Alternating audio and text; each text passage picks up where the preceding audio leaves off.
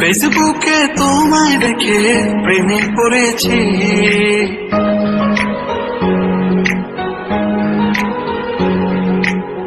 ফেসবুকে তোমায় দেখে প্রেমে পড়েছি, তাই তোমার প্রোফাইল পিকে লাইক দিয়েছি।